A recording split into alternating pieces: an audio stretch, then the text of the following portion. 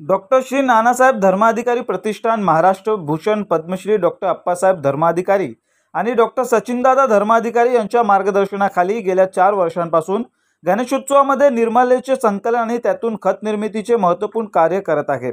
1.5 दिवसांच्या गणपती विसर्जन, गौरी गणपती विसर्जन आणि अनंत चतुर्दशीच्या दिवशी हे अभियान राबविले जातात।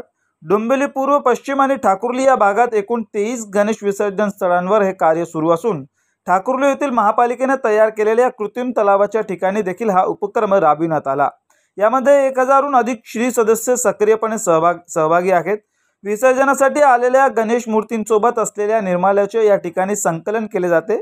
श्री सदस्य हे संकलित केलेले निर्माल्य काळजीपूर्वक वेगळे करतात आणि यामधील दोरा, प्लास्टिक, कागद आणि इतर अनावश्यक वस्तू बाजूला काढल्या जातात, तर फुलांच्या पाकळ्या वेगळ्या गोणीत भरल्या जातात।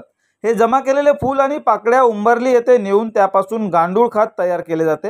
हे खत उंबरली व इतर ठिकाणी प्रतिष्ठानतर्फे लावलेल्या वृक्षांना पुरवले जाते। नानासाहेब धर्माधिकारी प्रतिष्ठान गणेशोत्सव 2025 निर्माण संकलन।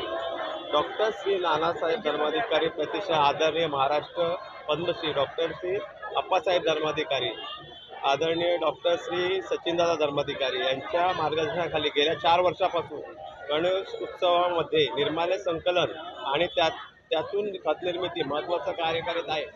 1.5 दिवसाच्या गणपती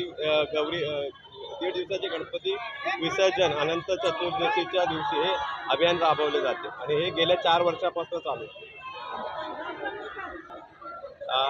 आता गेल्या वर्षी इथे 1.5 दिवसाचे कमीत कमी 1600 ते 1700 गणपती विसर्जन झाले होते आणि KDMC महाराष्ट्र आपले जे पोलीस आहेत, डॉक्टर आहे, पुऱ्या म्हणजे जेवढ्या सुविधा आहेत ते त्यांनी दिलेल्या आहेत आतापर्यंत।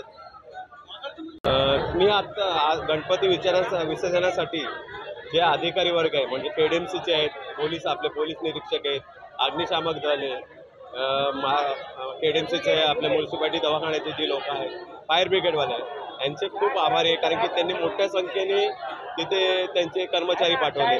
KDMCचे मनापासून धन्यवाद।